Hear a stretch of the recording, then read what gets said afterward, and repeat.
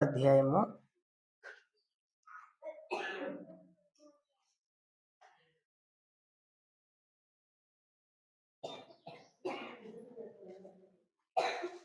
లూకా సువార్త 2వ అధ్యాయము 8వ వచనం నుండి 14 వరకు మార్చి చదువుతాను. లూకా సువార్త 2వ అధ్యాయము 8వ వచనం నుండి 14 వరకు. ఆ దేశంలో కొందరు గొర్రెల కాపరులు పొలంలో నుండి రాత్రి వేళ తమ మందను కాచుకొనుచుండగా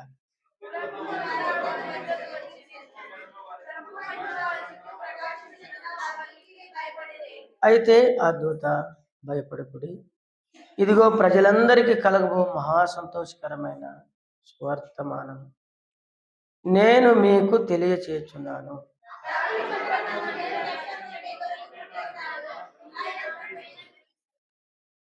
దానికి ఇదే మీ ఆనవాలు. ఒక శిశువు పొత్తిగుడ్డలతో చుట్టబడి ఒక తొట్టెలో పండుకొని ఉండుట మీరు చూచెదరు అని వారితో చెప్పాను.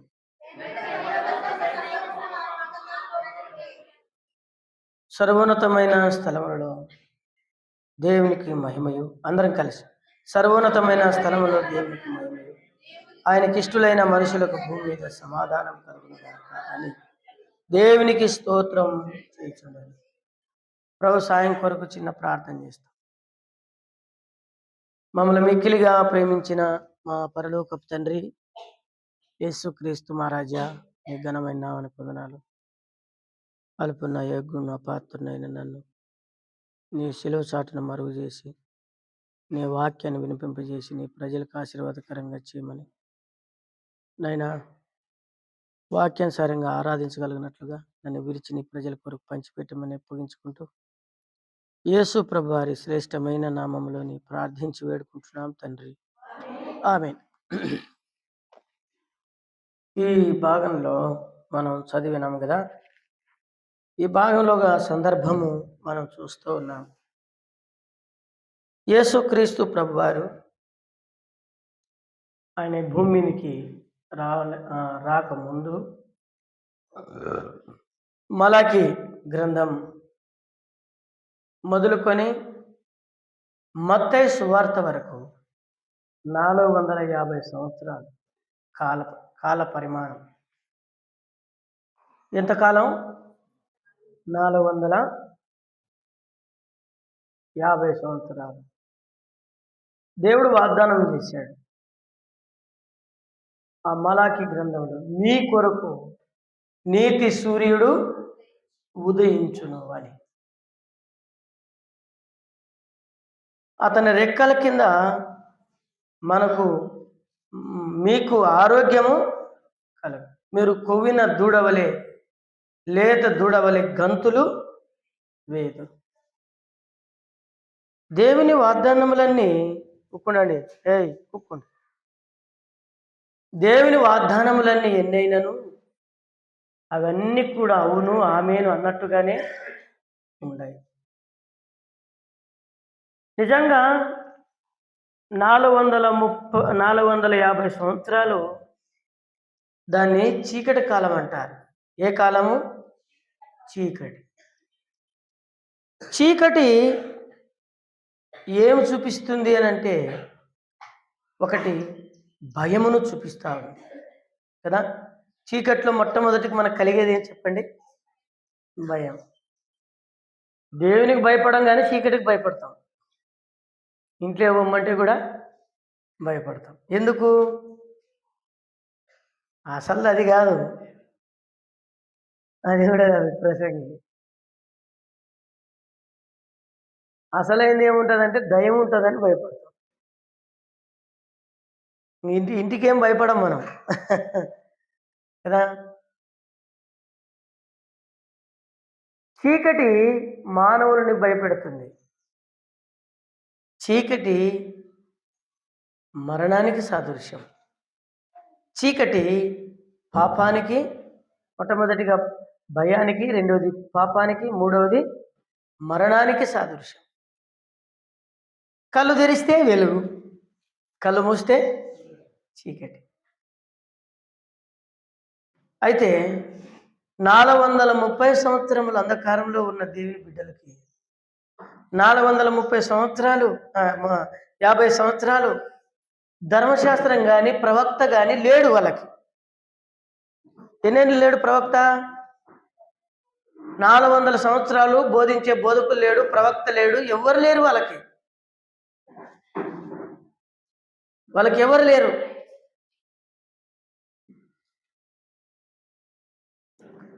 సుశీలమ్మ ముందుకేసుకో, ఆ కుర్చీ వెనక్కున్న వాళ్ళు కూర్చుంటారు ఎవరన్నా. మళ్ళీ తర్వాత వచ్చినప్పుడు వాళ్ళు వచ్చినప్పుడు లేయాల, నువ్వు కొద్ది ముందుకేసుకో, అట్లా కూర్చోండి. అంత దగ్గరేం కూర్చోవద్దండి, చీర అడుగునికి వచ్చినారని మాట్లాడకండి. కూర్చోండి, దగ్గర కూర్చోద్దండి, కొంచెం వెళ్ళాడుగానే కూర్చోండి. రైట్. ఎవరైనా వస్తే వెనక వాళ్ళకి చేరేయండి. మీరు లైన్ వేసుకోండి కుర్చీలు. మీరు ముసలోళ్ళు అయినారు కానీ మీకు ఏం తెలియదు. ఇట్లా ఉంటుంది మాకు వాక్యం చెప్పేటప్పుడు డిస్టర్బెంట్. సరిగా వేసుకోండి కుర్చీలు, లైన్గా వేసుకోండి. ముందుకి వెనక వేసుకోవద్దమ్మా. సుశీలమ్మ ముందుకేసుకో. లచ్చమక్క కుర్చీ ఆడుంటే ఆడ వేసుకోండి చక్కగా. అట్లా అది రైట్. ఆయమ్మ వెనుకున్నా వెనకే ఉంటుందిలే, అవతల లైన్ ఎవరైనా వచ్చిన వాళ్ళు కూర్చుంటారు. లేకుంటే మేము కుర్చీలు ఆడేస్తే ఆడ కూర్చోవాలా. అట్లా అర్థం చేసుకోండి కొంచెం. 450 సంవత్సరాలు చీకట్లో ఉన్నారు. చెప్పండి, ఏమిట్లో ఉన్నారు? చీకట్లో ఉన్నారు. 430 సంవత్సరాలంతా కూడా వాళ్ళకి దేవుని వాక్కు లేదు, ప్రవక్త లేడు. ఇప్పుడు ప్రజలు ఎట్లుంటారు? భయముతో ఉంటారు. పాప భయముతో, మరణ భయముతో కదా ఉంటారు. అయితే చీకటి భయముతో ఉన్నారు. అందుకని వాళ్ళ కొరకు ఒక నీతి సూర్యుడు అయినటువంటి దేవుడు ఈ భూమినికి రావాల్సి ఉంది. సూర్యుడు దేని చూపిస్తుంది? చెప్పండి, ఏం చూపిస్తుంది? వెలుగు కదా, ప్రభువైన యేసుక్రీస్తుని చూపిస్తుంది. సూర్యుడి కింద ఉన్న ప్రతి ఒక్కరికి ఇప్పుడు చూడండి, పగలు కదా ఎంత వెలుతురుంది, ఎన్ని లైట్లు వేసినా ఇంత వెలుగు రాదు, ఇంత ప్రకాశవంతం రాదు. అందుకనే ఈ వెలుగులో కింద చీమలున్నా, కింద ఏమున్నా కూడా మనకు కనబడదు. అది సూర్యుని యొక్క ప్రకాశం. మనము చీకట్లో ఉన్నంత కాలము మనకు భయం ఉండింది కదా. ఏముండింది? భయం. ఈ భయము మనల్ని వెంటాడుతూ ఉంది.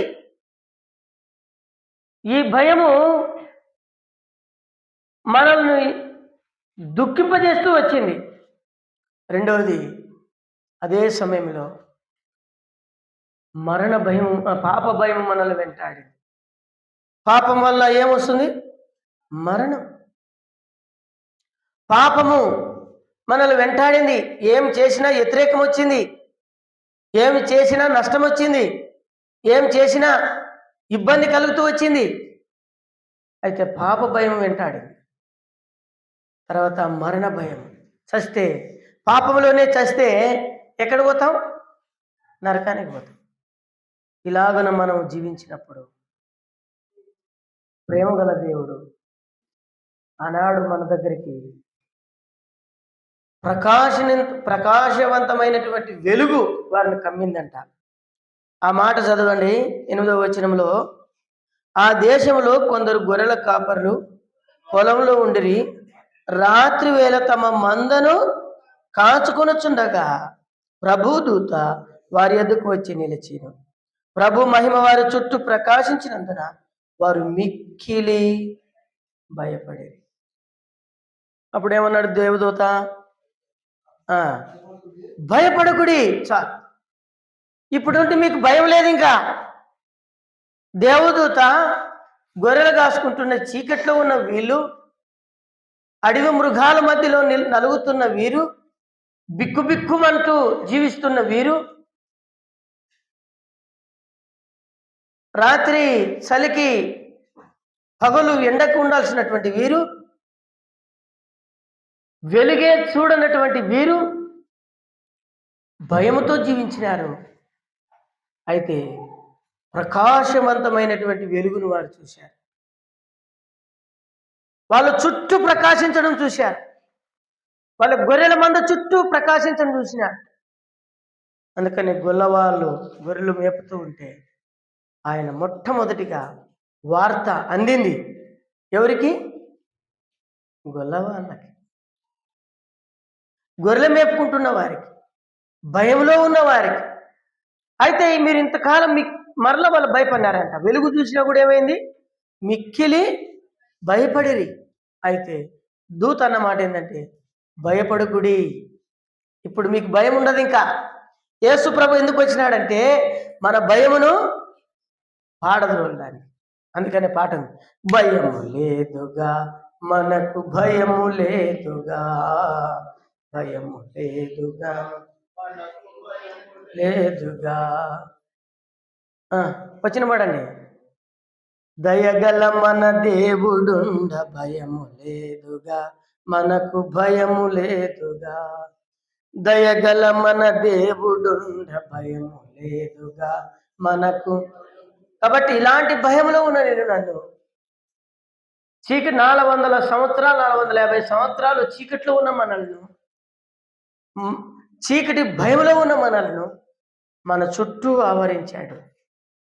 భయపడకుడి అని సెలవిచ్చాడు. ఈ గ్రంథంలో 4 పర్యాయాలు ఉంటుంది. మొట్టమొదటిగా భయపడకుడి అని జకర్యాతో అన్నాడు. 1వ అధ్యాయము 12వ వచనం. జకర్యా అతన్ని చూచి తొందరపడి భయపడిన వాడాయను. కాబట్టి జకర్యా కూడా భయపడినాడు. జకర్యాలో కూడా భయం ఉంది. అయితే ఆయన దగ్గరకు వచ్చినప్పుడు కూడా ఏమన్నాడు ప్రభు అయిన దేవుడు అంటే భయపడకుడి. తర్వాత ఇంకో మాట ఏమన్నాడు? తర్వాత ఇంకో చోట ఎక్కడ రాయబడింది? 30వ వచనం చదవండి. మరియా, ఇక్కడ మరియమ్మ ఏమంటుందంట? అమ్మా ఏమన్నాడు? దయాపాత్రాల నీకు శుభము కలుగునుగాక, ప్రభు నీకు తోడేండునుగాక అని చెప్పి ఆమె ఆ మాటకు బహుగా తొందరపడి శుభవచనం ఏమిటో అని ఆలోచించుకుంటుండగా ఆ దూత, మరియా భయపడకము, నువ్వు దేవుని వలన కృప ఉంది. ఆయనకు ఒక భయం ఉంది. ఇక్కడేమో జకర్యాకు భయం ఉంది. జకర్యాకి ఏం భయం? అభయ తరగతిలో తన వంతు వచ్చింది దేవుని ఇంట్లో పనిచేయడానికి. తన వంతు ప్రకారంగా చేశాడు. మనం నీ వంతు వచ్చింది భోజనం చేసేదంటే మనం ఏమంటాం? ఈరోజు మీదే వంట పరిచయం, మీదే వంతు వచ్చింది అన్నామనుకో, అన్న వస్తాం అనుకుంటే కానన్నా అన్ని పచ్చి అబద్ధం చెప్తాం మనం. ఎవరికని చెప్పున్నా అంటాం మనం. కానీ ఈయన క్రమం తప్పింటే ఎవరు? అభయ తరగతిలో ఈయన క్రమం తప్పింటే జకర్యా ఏమయ్యేది? దేవుని స్వరము వినేవాడు కాదు, ఆశీర్వదింపబడిన వాడు అయ్యేవాడు కాదు. మనకు చాలా పర్యాయాలు సునాయాసంగా చెప్తాం మనం. మనకు అప్పగించబడినటువంటి పని విషయంలో ఈయన నమ్మకంగా ఉంటూ వచ్చిన ద్వారా దేవుడు కనికరం చూపించాడు. ఏమన్నాడు? జకర్యా భయపడకము, నీ భార్య ఎలిజబెతు రాబోయే కాలానికి కుమారుని కంటుంది. భయపడినాడు. ఎందుకంటే ఇది భయమైనటువంటి మాట. కాబట్టి భయపడకు. చీకట్లో ఉన్న వారికి వెలుగునిచ్చుటకు దేవుని ఎద్దు నుండి పంపబడిన ఒక మనుషుడు, అతడే రాబోవు ఏలియా. ఆయన పేరే యోహాను. చీకట్లో ఉన్న ప్రజల్ని పిల్లల మనసులను తండ్రుల వైపును, పెద్దల మనసును దేవుని వైపును తిప్పుటకు అరణ్యంలో ఒక స్వరముగా రాబోతున్నాడు. అందుకు నువ్వు భయపడ్డాడు. అయితే ధైర్యపరిచాడు. యేసు ప్రభు వచ్చినది భయంలో ఉన్న వారిని ధైర్యపరచడానికి కదా, ధైర్యపరచడానికి. ఎట్లా ధైర్యపరచాలా మీకు ఇప్పుడు చెప్తా. ఎట్లా ధైర్యము? ఒక ఉపమానం చెప్తా మీకు అర్థమయ్యేటట్టుగా. స్కూల్ పిల్లోడు రాత్రి నాగరాజు కాటికి ట్యూషన్కి వచ్చినాడు. వింటున్నారా? మా నాగరాజు ఉన్నాడు కదా, ఆయన ట్యూషన్ పెట్టినాడు. అక్కడికి ఒక పిల్లోడు వచ్చినాడు అనుకోండి. ట్యూషన్‌కి వచ్చిన తర్వాత కొంచెం లేట్ అయింది ఇడిచేసరికి. ఎందుకు ఇడిచినాడంటే, ఎగ్జామ్ ఉంది కాబట్టి కొంచెం ఎక్కువ చదువుకోండి అని చెప్పినాడు. లేట్ అయింది. లేట్ అయితే అందరు పిల్లలు పోయినారు. ఒక్క పిల్లోడు ఆగిపోయినాడు. ఆగిపోతే ట్రాన్స్‌లేట్ లేదు. ఇంకేమి లేదు. కరెంటు లేదు. టీచర్ ఏం చేసినాడు, మీకు టైం అయిపోయింది కాబట్టి వెళ్ళిపోండి అని చెప్పినాడు. ఇంక బ్యాగ్ వేసుకొని వస్తా ఉన్నాడు. వస్తా ఉంటే ఆ కట్ట మీద కొంతమంది కూర్చున్నారు. వాడు వాళ్ళ దగ్గరకు వచ్చి నిలబడి అటు ఇటు చూస్తున్నాడు. ముందుకు పోకున్నాడు. వానికి భయం. ఎందుకు దేని గురించి భయం? చీకటి ఉంది కాబట్టి భయం. అప్పుడు వాళ్ళలో ఒక ఆయన లేచి, "ఏం బాబు ఈడున్నావు" అంటే, "రాత్రి కరెంటు లేదు కాబట్టి నాకు భయం వేస్తుంది" అన్నాడు. భయం వేస్తుందా?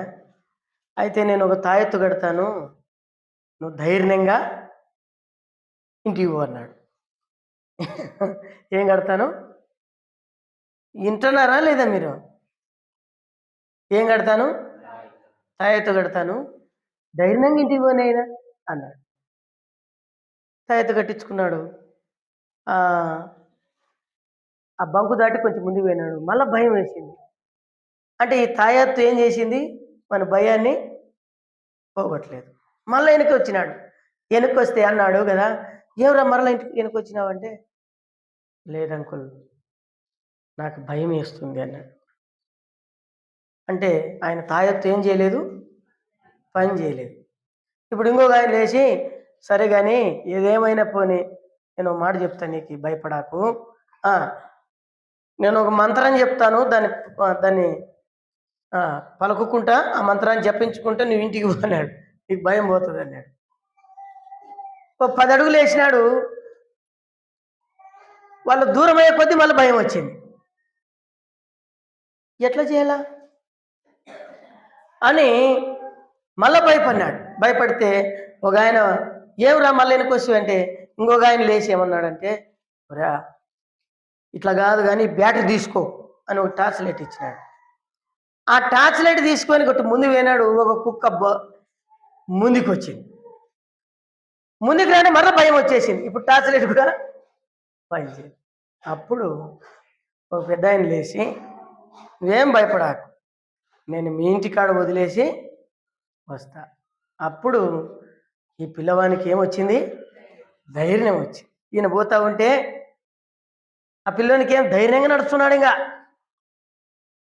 అది దేవుడు చేసిన కార్యం. మన జీవితంలో దేవుడు చేసిన చీకటి మానవుని యొక్క తంత్రాలు, మంత్రాలు, మానవుని యొక్క బుద్ధి మాటలు మనకు ధైర్యం ఇచ్చలేవు, మనల్ని ఆదరించలేవు, మనకు సహాయం చేయలేవు.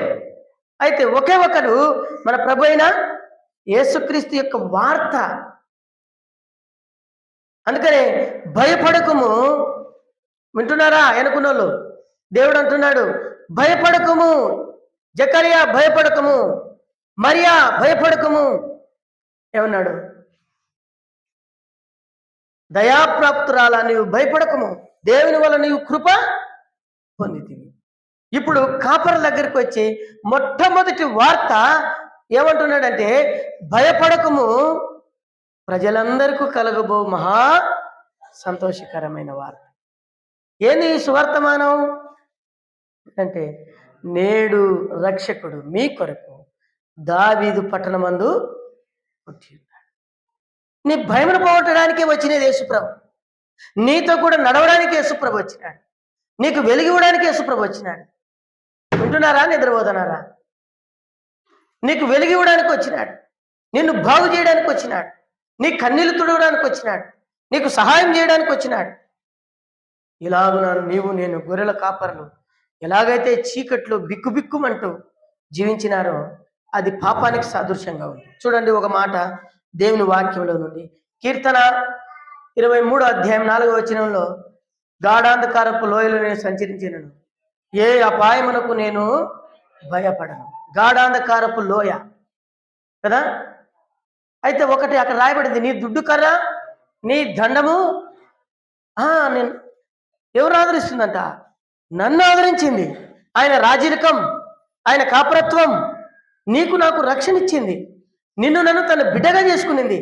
నిన్ను నన్ను తన సొత్తుగా సాంపత్యంగా చేసుకునింది. గాఢాంధకారపు లోయలో ఇప్పుడు సంచరించిన ఏ అపాయమునకు మనం భయపడకుండా చేశాడు. ఒకప్పుడు మన స్థితిని చూస్తే కీర్తన 107వ అధ్యాయం 11, 12 వచనాలు. కీర్తన 107వ అధ్యాయం, కీర్తన 107. బాధ చేతను ఇనుప కట్ల చేతను బంధింపబడిన వారై, బాగా వినండి, చీకటిలోను మరణాంధకారములోను నివాసం చేవారి హృదయములను, చూడండి ఇక్కడ రాయబడింది, బాధ చేత ఇనుపు కట్ల చేత బంధింపబడిన వారైన చీకట్లో మరణాంధకారంలో ఉన్నారు. సాతానుడు నిన్ను నన్ను బంధించి ఉండే, అపవాది నిన్ను నన్ను చీకట్లో పాపంలో బంధించి ఉండే, వాడు కట్టు వేసి బిగిచ్చి ఉండే. నువ్వు ఈ పాపంలోనే జీవించాలా, నువ్వు ఈ మరణంలోనే దీనివల్ల నీకు మరణం వస్తుంది, అదే నీకు మేలు. ఇనుప కట్ల చేత, పాపపు కట్ల చేత మరణాంధకారం అటువంటి మరణం అనేటువంటి పాపములో నిన్ను నన్ను కూర్చొని పెట్టిండే. అయితే ఇప్పుడు దేవదేవుడు ఏం చేసినాడంట? నివాసం చేయవారి హృదయములను ఆయన ఆయాసం చేత కృంగజేసింపజేసిను. వారు కూలియుండగా సహాయకుడు లేరు.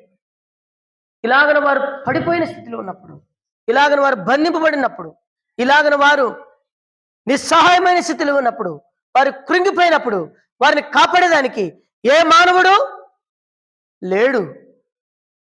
నిస్సహాయుడైన మానవుని కాపాడేదానికి సహాయం ఇచ్చేవాడు లేడు. అందుకనే వారి కూలియుండగా సహాయకుడు ఏం లేదంట, సహాయకుడు లేడు, సహాయకుడు లేడు. ఆ సహాయకుడే మన ప్రభు అయిన యేసుక్రీస్తు ప్రభుల వారు. ఇలాగన పాపపు కట్లు 14వ వచనంలో కూడా మాట ఉంటుంది చూడండి. వారి కట్లను తెంపివేసి చీకట్లో నుండి మరణాంధకారంలో నుండి వారిని రప్పించెదను. వారి కట్లు తెంపివేయడానికి వచ్చినాడు. అంతేకాదంట, చీకట్లో నుండి మరణాంధకారంలో నుండి వారిని తప్పించేందుకు వచ్చినాడు యేసుప్రభు. నిన్ను నన్ను చీకట్లో నుండి మరణాంధకారంలో నుండి పాపపు ఇనుప కట్ల చేత బంధింపబడిన మనల్ని విడిపించాడు. అందుకనే యేసుప్రభు 21వ అధ్యాయంలో మనం మత్తయి సువార్తలో చదువుతాం. లూకా సువార్త 21వ అధ్యాయంలో యేసుప్రభు యెరూషలేముకి వచ్చేటప్పుడు, మీరు ఎదురుగా ఉన్న గ్రామంకి వెళ్ళండి, అక్కడ కట్టబడినటువంటి గాడిద కనబడుతుంది, దాన్ని విప్పి తీసుకురండి. ఆయన వార్త ఎంత ప్రభావితం చేసింది. ఇలాగన నీవు నేను స్వభావ సిద్ధంగా గాడిద కంటే చాలా చెడ్డ స్వభావం కలిగిన వారం. గాడిది పాపం చేత, కామం చేత అదంట అరణ్యములో అడవి గాడిని పీల్చుకుంటుందంట, గాలిని. అంత దుర్మార్గమైన పాపాత్ములం మనం. గాడిది స్వభావం కలిగినటువంటి వారం. ప్రేమించి తన దగ్గరకు వచ్చిన వారిని అది గుండెల మీద అంటుందంట. అలాంటి స్వభావం కలిగిన వారు.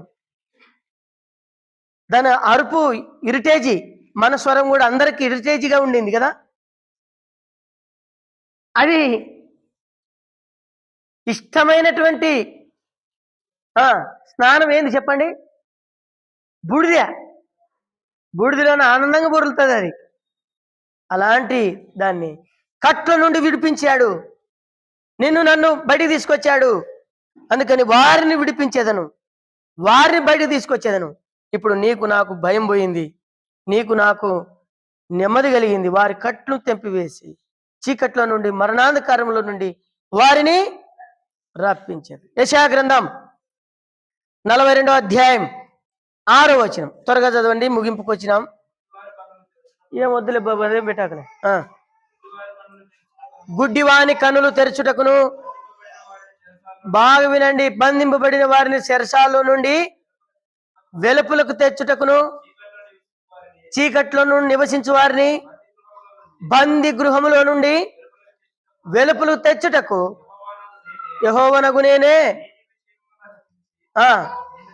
చాలు, నిన్ను పిలిచి నీ చేయి పట్టుకోవడానికి వచ్చినాడు, నిన్ను కాపాడడానికి వచ్చినాడు, ప్రజల కొరకు నిబంధనలు గాను ఆ ఆ ప్రభు అయిన యేసుక్రీస్తుని విడిపించేదానికి నియమించాడు, రక్షించేదానికి ఆ, ఆయనను నియమించినాడు. చీకట్లో ఉన్న వారిని, మరణాధికారంలో ఉన్న వారిని, భయంలో ఉన్న వారిని, దిగుల్లో ఉన్న వారిని విడిపించేందుకు యేసుక్రీస్తు ప్రభు వారు ఈ లోకంలోనికి వచ్చాడు. 16 వచనంలో అదే అధ్యాయంలో యెషయా గ్రంథం 42:16 త్వరగా చదవండి. వారెరుగని మార్గమున గుడ్డి వారిని తీసుకొచ్చేది తెలియదు మనకి మార్గం కదా. పాపం చేత కట్ల చేత మనం చీకటి హృదయం గల వారమే కాదు, మన మనోనేత్రాలు మూయబడి ఉండేను. అయితే గుడ్డి వారి కండ్లు తెరిచేదను. తర్వాత వారు ఎరగని త్రోవలో వారిని నడిపించను. మనకు తెలియదు ఈ త్రోవ, నీకు నాకు తెలియదు ఈ త్రోవ, నీకు నాకు ఈ సంగతే తెలియదు. అందుకని ఈ త్రోవలో నిన్ను నన్ను నడిపించాడు. తర్వాత వారి ఎదుట చీకటిని ఏం చేసినాడు? వెలుగుగాను వంకర జీవితాలని ప్రభువైన దేవుడు ఇప్పుడు ఏం చేసినాడు? వెలుగు చేసినాడు. గనుక దేవుని బిడ్డలమైనటువంటి మనం అందరం కూడా ఈ సంగతులు మనం ఎరగాల. అందుకనే లూకా సువార్త 1:79 వచనంలో మరణాంధకారంలోను జబ్బులోను గలిలయ ప్రాంతంలో ఉన్న వారందరినీ కూడా అంతా ప్రభువైన యేసుక్రీస్తు ఏం చేసినాడు? చీకట్లో కూర్చున్న వారందరినీ బయటికి తీసుకొని వచ్చినాడు. ఇలాంటి స్థితి నీది నాది, ఇలాంటి బ్రతుకు నీది నాది. అలాంటి వాక్యం చూసినప్పుడు ఆ వ్యక్తి ఎవరంటే, ఆ గొర్రెల కాపరు ఎవరంటే అనామకులు, విద్య లేనటువంటి వారు, ఎన్నిక లేనటి వారు. దేవుడు మన జీవితం చూసినప్పుడు 1 కొరింథీ పత్రికలో 1:26 నుండి 30 వరకు చూస్తే మనం కూడా ఎన్నిక లేని వారం కదా.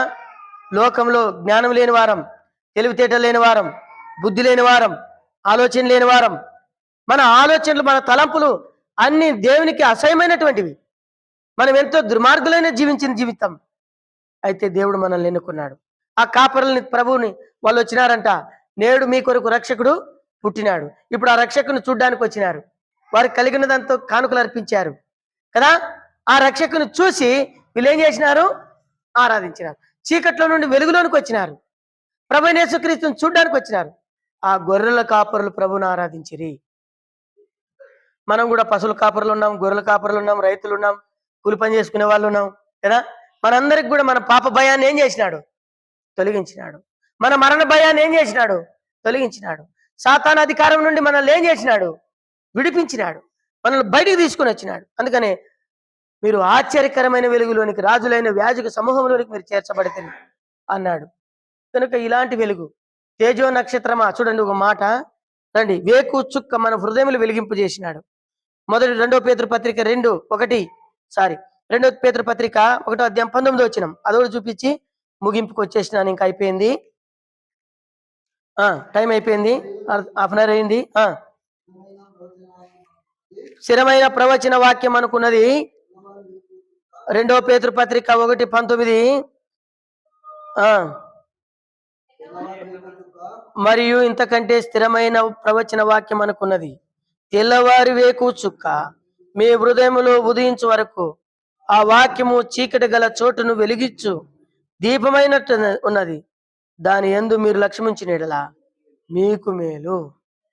ఇక్కడ తెల్లవారు వేకు చుక్క ప్రభువైన యేసుక్రీస్తుని చూపిస్తుంది. ఈ చుక్క యేసుక్రీస్తు ప్రభు వారిని చూపిస్తుంది. మన హృదయములో ఉదయించు వరకు వాక్యం చీకటి గల చోట్లను వెలిగించిన దీపం. దాని యందు మీరు లక్ష్యం ఇస్తే మనకేం కలుగుతుందంట? మేలు. ఇప్పుడు ఏం కలిగింది? మనకు మేలు కలిగింది, ప్రభువుని చేరే భాగ్యం ఇచ్చిన. అందుకనే అక్కడ చెప్పిన మాట ఏంటంటే, నేడు దావీదు పట్టణమందు మీ కొరకు రక్షకుడు పుట్టినాడు. మీ ఆనవాళ్ళు ఇదే, ఒక కుమారుడు పుట్టిండును.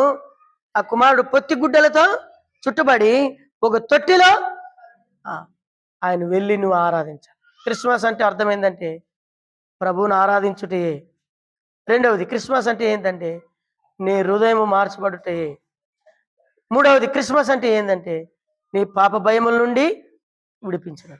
కాబట్టి 3 విషయాలు గుర్తుపెట్టుకొని ఇలాగ మరణ ఛాయలో ఉన్న మనకు సహాయకుడు ఎవరు లేకపోతే ఆ బహుబలమైన యేసు ప్రభు ఈ లోకంలోనికి వచ్చి జన్మించి నీ పాపం నుండి నా పాపం నుండి విడిపించి కలవరి శిలువలో మన నిమిత్తమై బలియాగమైనాడు. ఆ రక్తంలో మన పాపమంతా కడిగి శుద్ధీకరించినాడు. ఆ ప్రభువుని మనం ఎంతైనా ఆరాధించు బద్దులమై ఉన్నాం. దయచేసి అందరు లేచి నిలబడి పాట పాడుతుండగా సండే స్కూల్ పిల్లలు వెళ్తారు.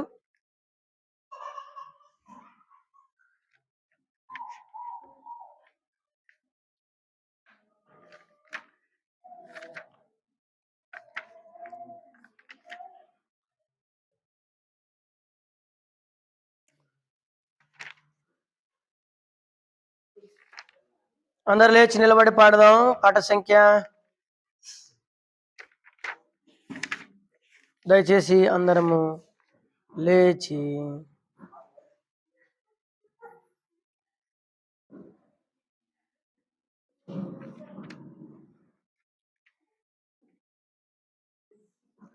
పాట సంఖ్య 270 పాత పుస్తకంలో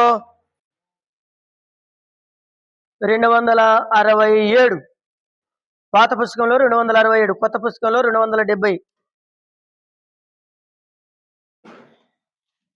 వింటిమయ్యా నీ స్వరము, మొదటి 3 వచ్చినాలే.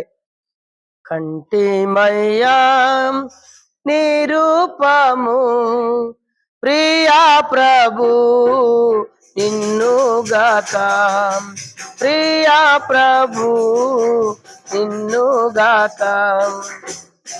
ఎవరిని చూడము వినము, ఎవరిని చూడము వినము, ఇంటిమయ్యా నీ స్వరము, ఇంటిమయ్యా నీ రూపము, ప్రియా ప్రభు నిన్నుగాక, ప్రియా ప్రభు నిన్నుగాక. వేరెవ్వరిని చూడము వినము, వేరెవ్వరిని చూడము,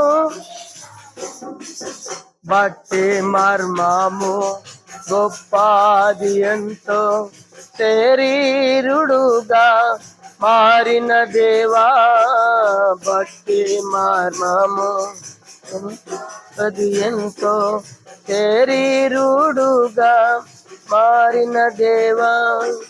దూతాలకు కనబడితివి, దూతాలకు కనబడితివి, లోకమందు నమ్మబడియున్న దేవా, లోకమందు నమ్మబడియున్న దేవా.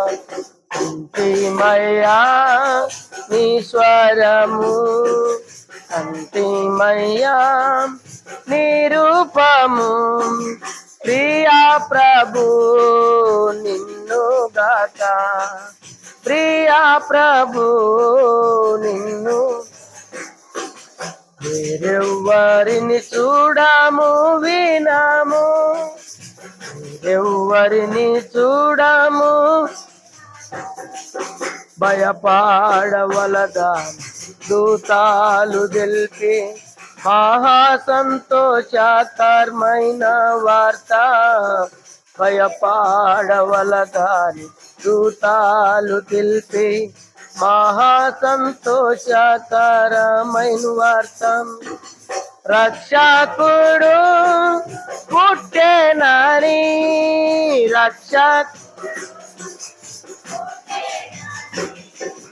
పరమందు మహిమ భువికి శాంతిని, పరమందు మహిమ భువికి శాంతి అనే. ఇంటిమయ్యా నీ స్వరము, అంతిమయ్యా నీ రూపము, ప్రియా ప్రభు నిన్నుగాక, ప్రియా ప్రభు నిన్నుగాక. వేరెవ్వరిని చూడము వినము, వేరెవ్వరిని చూడము వినము, నరరూపధారి పైతివి ప్రభువా, అద్భుతములు చేసి ఉన్నావు, నరరూపధారి అయితివి ప్రభువా, అద్భుతములు చేసి ఉన్నావు, వేరెవ్వరు చేయలేరు, వేరెవ్వరు చేయలేరు. అద్భుత కరుడా ఘనత కలుగును గాక, అద్భుత కరుడా ఘనత కలుగును గాక. మయ్యా నీ స్వరము అంటే నీ రూపము ప్రియా ప్రభు నిన్నుగాక, ప్రియా ప్రభు నిన్నుగాక. వేరెవ్వరిని చూడము వీనము, వేరెవ్వరిని చూడము. కూర్చోండి. ముందుగా సండే స్కూల్ టీచర్ ఆరాధించండి. వాక్యం విని వాళ్ళు సండే స్కూల్ టీచర్ ఆరాధించండి. ఆ తర్వాత ఒక బ్రదర్ సిస్టర్ ఆరాధించండి.